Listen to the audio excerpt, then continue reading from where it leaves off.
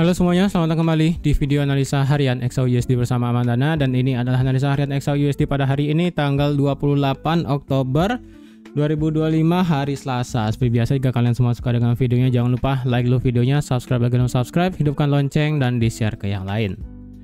Oke, jadi kemarin itu marketnya luar biasa bearishnya ya, semenjak market itu break H4-nya dari bearish penannya di sini. Dia break, kemudian marketnya naik dikit sampai ke 4050 ya, hampir retest, kemudian marketnya drop signifikan. Dia drop sampai ke kalau dibilang ngambil liquidity level 1 sih sepertinya sih iya ya. Kayaknya ya, sebentar. Kayaknya sih dia ngambil liquidity level 1 sih. Ya benar ya, ngambil liquidity level 1 di harga 3974. Kena liquidity, kemudian dia naik, ngambil lagi sekali, dan sekarang dia naik. Dan apakah di sini kita bisa untuk lanjut turun, nge-sell, atau kita lebih prefer untuk ambil koreksi ke atas tipis ngebuy-nya? Ya. Jadi kemarin di sini untuk yang di Discord, saya kira ini ya beneran ya. Saya kira ini kan yang di ini kan marketnya ketika memang bisa kena fair value gap dari H1 di sini ya.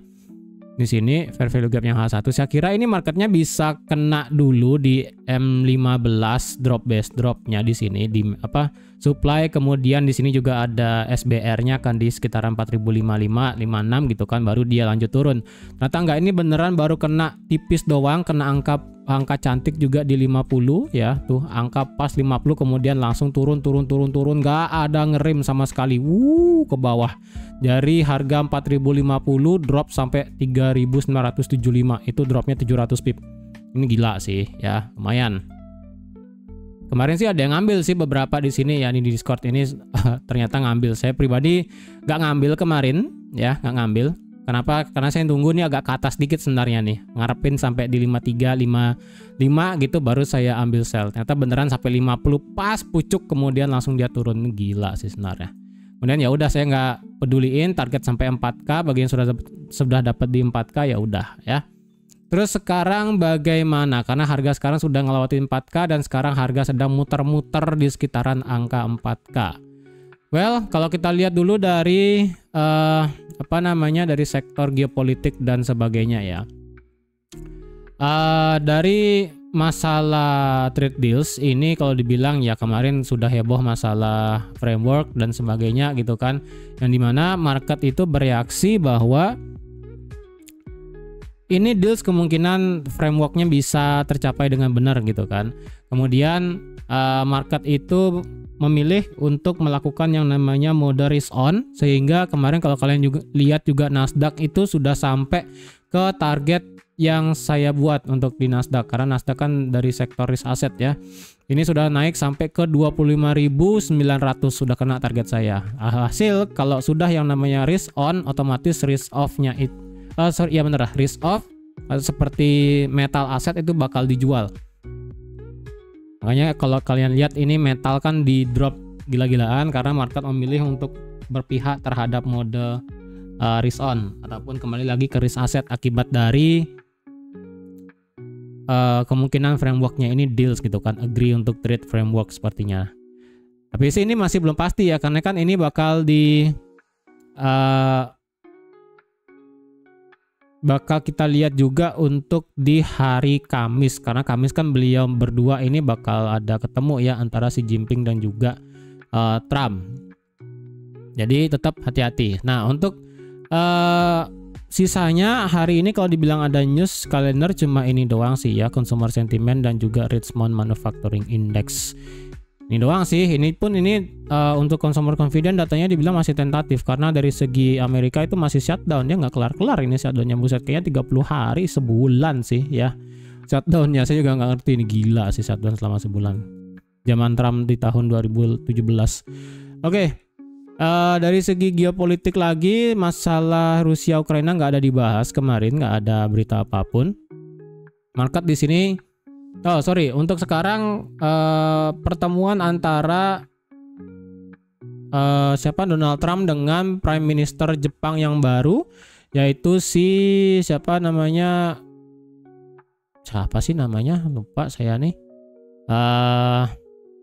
Siapa ya namanya ya, Takeichi ya. Sekarang sih pertemuannya antara Trump dan Takeichi, katanya di sini bakal menjadi agenda untuk masalah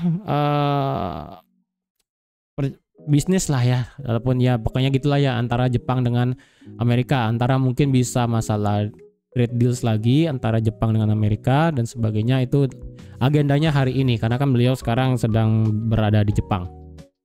Habis dari Jepang mungkin baru akan langsung ke Korea Selatan kayaknya sih ya, karena kan ketemunya tuh nanti di hari Kamis. Oke, untuk sekarang kita bagaimana? Well, kalau kita lihat dari segi weekly ya, ini marketnya kalau dibilang dia sudah nge-sweep low-nya di sini, kemudian beneran sudah masuk ke dalam fair value gap weekly yang beneran gede banget ya di sini tuh. Beneran masuk di dalam fair value gap weekly. Apakah dengan demikian kita bisa langsung membabi buta buy? Saya rasa enggak sih, karena kalau dilihat dari segi daily kita sudah ngebuat yang namanya lower low baru, dan lower low di sini itu sudah membuat break of structure.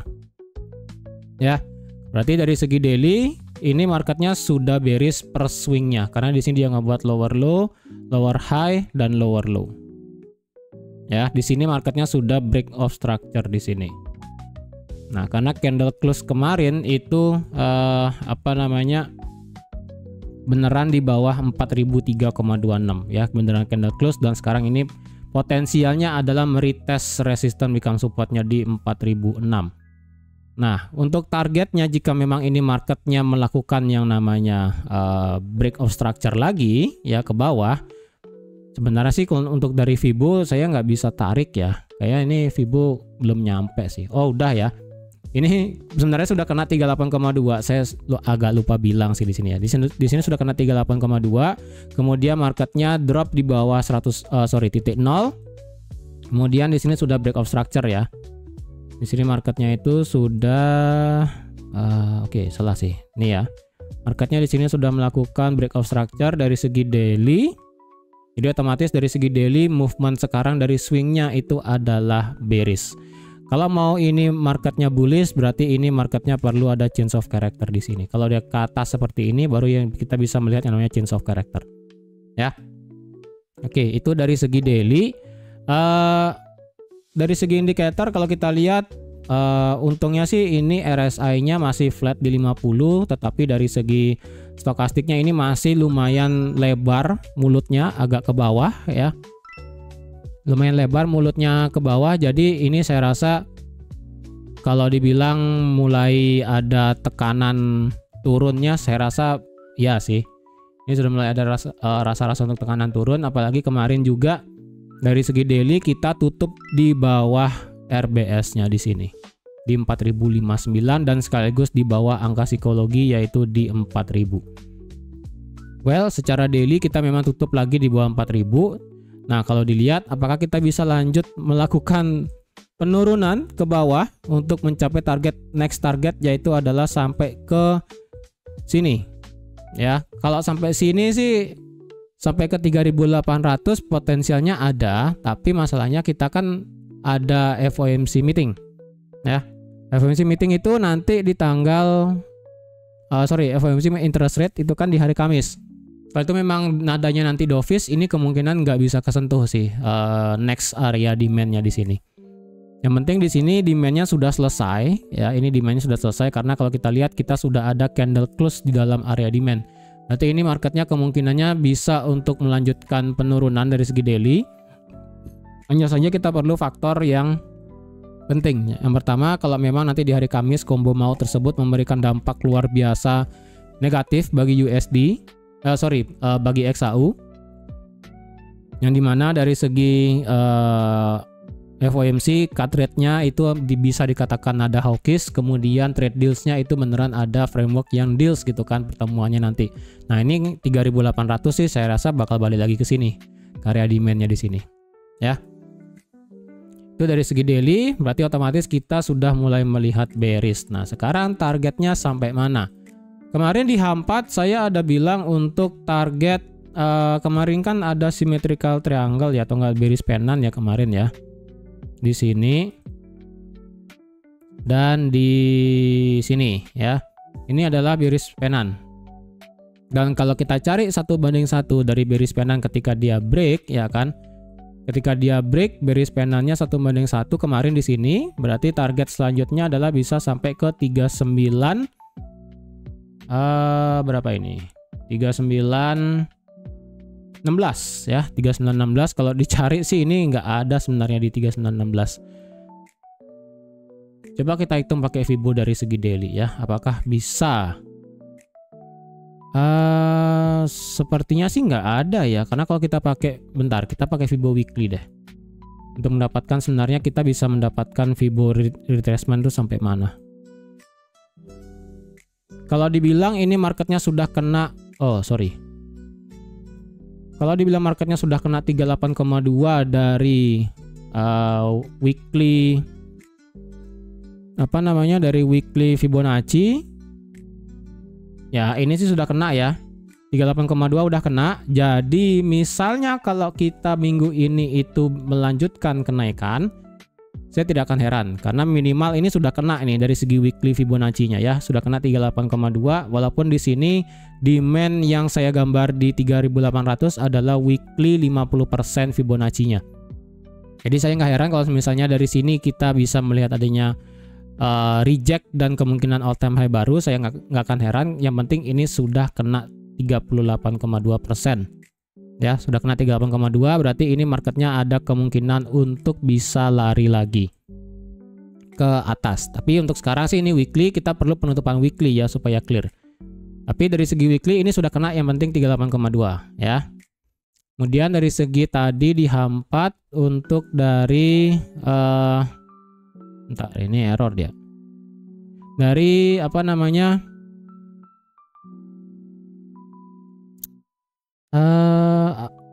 Symmetrical triangle-nya ataupun bearish span-nya. Tadi kan 1:1 ya. 1:1. Sebentar. Di sini dia break, kemudian 1:1-nya itu ada di sini. Ini nggak begitu kelihatan sih ya. Di 3917. Ini sih kalau dibilang ada sesuatu, saya juga agak heran sih ya. Kenapa dia bisa di sini gitu kan? Kalau dibilang kemungkinannya dia itu bisa ngambil liquidity, well, ini sih bisa jadi ya, karena kalau dibilang apakah ini bisa dibilang sebagai equal low di sini, ya ini juga bisa. Ya, ini bisa dikatakan sebagai liquidity di sini. Kalau dia ngambil liquidity tajam dari 3945, di sini juga ada sih kayaknya ya. Demand H1 sih di 3900, ini sih nggak ada ya di 3920 di sini. Target dari symmetrical triangle-nya sih nggak ada ya, cuman kalau memang ini sampai 3920 ya kemungkinan sih ini ya, kalau next targetnya adalah dia bisa menyapu untuk equal low yang ada di sini, yaitu di harga 3946, bisa sampai sana. Ya, kalau gitu apakah kita bisa nge-sell sekarang? Sabar dulu ya. Memang sih sekarang marketnya itu kena fair value gap H4 kecil sekali di sini ya. Tapi saya rasa sih ini nggak, ya kita tunggu aja lah seperti apa ya. Dari segi H4 otomatis kita sudah membuat yang namanya breakout structure juga, karena ini sama dengan di daily ya. Ini sudah breakout structure, jadi kita tinggal menunggu marketnya itu retrace. Kalau kita hitung bagaimana sekarang retrace-nya. Kalau kita hitung retrace-nya, ini marketnya gila terbang lagi di atas 4000 ya, heran saya. Kalau dibilang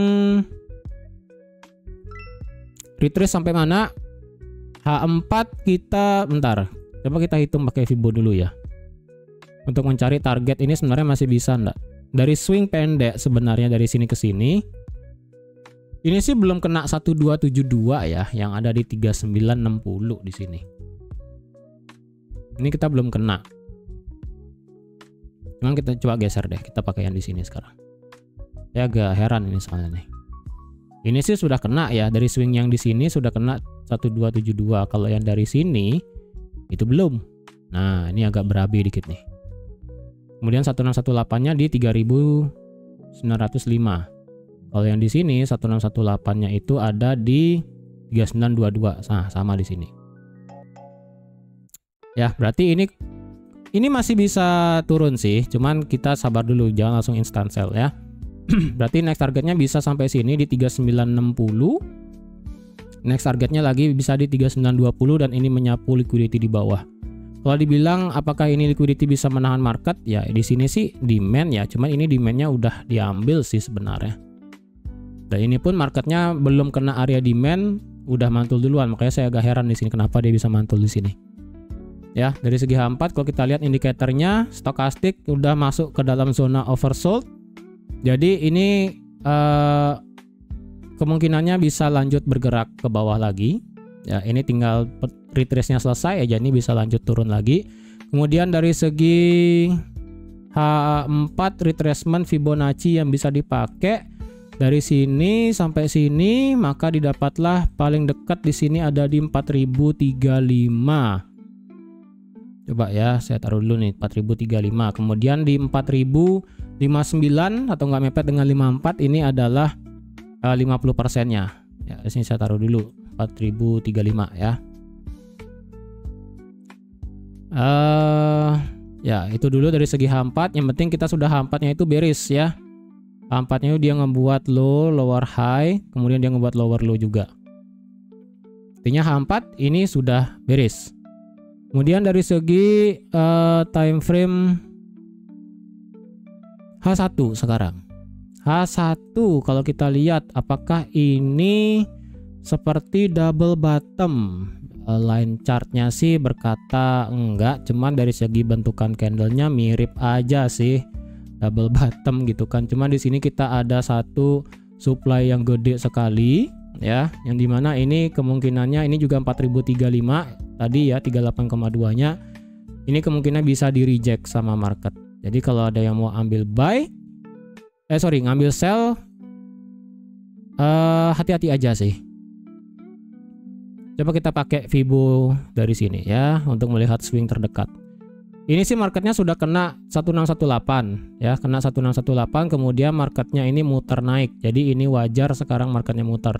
Nah, kalau dibilang sekarang marketnya itu sudah bisa buat di sell berdasarkan swing pendek, ini marketnya sebentar lagi kena 61,8. Ya, walaupun ini sebenarnya sudah expired sih ya. Karena kan ini sudah kena 38,2. Cuman coba kita balik ya.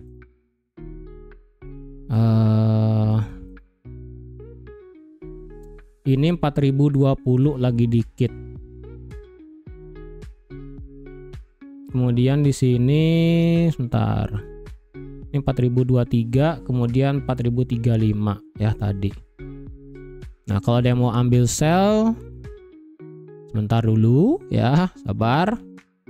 Di M5 soalnya di sini belum ada tanda-tandanya buat nge-sell.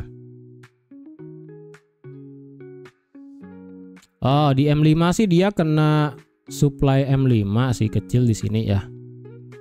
Dan juga sekaligus dia retest support become resistance-nya di sini. Dia balik lagi, cuman di sini belum bagus sih. Jadi lebih baik saya pribadi sih mungkin tunggu agak ke atas dikit baru saya akan mau sell sih. Ya, mungkin saya akan tunggu kisaran ini baru saya akan ambil sell, ataupun semisalnya kalau misalnya nggak dapat di atas ya mungkin saya mau break ke bawah. Kalau marketnya itu bisa balik lagi di bawah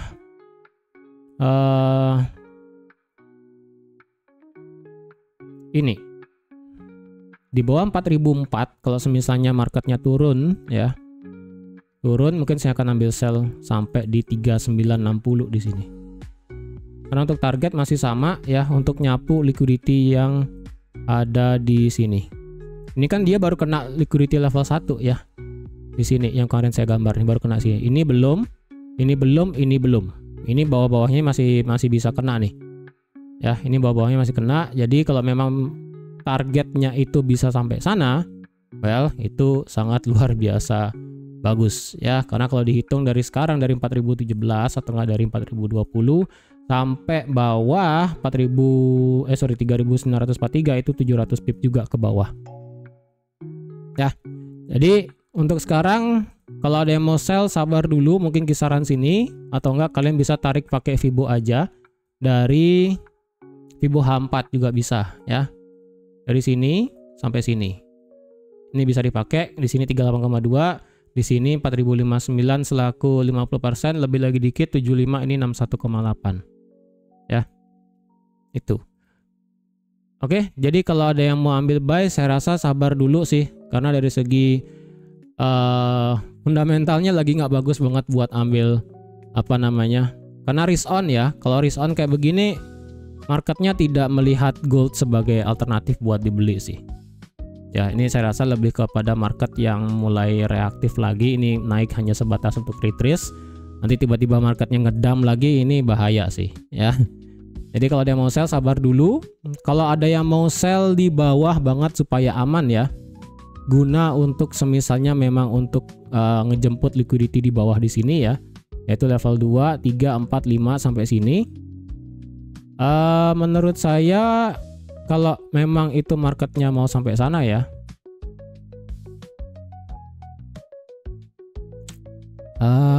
bentar. Wah, ini agak berat sih sebenarnya ya. Mungkin kalau ada H1 di bawah 3970 sih, di bawah ini ya. Jadi kalau ada di bawah ini, kemungkinannya dia bakal langsung bablas sampai ke bawah di sini. Bisa sampai ke 3941. Ya lumayan jauh sih memang, cuma resikonya mungkin bisa kecil ya. Ini kalau nggak salah sampai 300 pip juga ya. Jadi skenario nya kalau mau tunggu di atas buat nge-sell, atau nggak agak riskan nge-sell di bawah support di bawah 4004 ya, bisa juga. Tapi yang penting untuk sekarang saya masih lebih prefer untuk ambil sell, karena semuanya ini sudah bearish ya. H1 bearish, H4 bearish, daily-nya juga sudah breakout structure di sini. Jadi otomatis bearish. Jadi tinggal tunggu aja selesai marketnya retrace, nanti lanjut turun, ini bisa lanjut ke bawah. Oke, jadi saya rasa sekian dulu untuk analisa XAUSD pada hari ini. Terima kasih sudah nonton video sampai habis. Terima kasih juga sudah like, share, dan subscribe seperti biasa. Dan sampai jumpa lagi di analisa harian XAUSD selanjutnya. Bye-bye.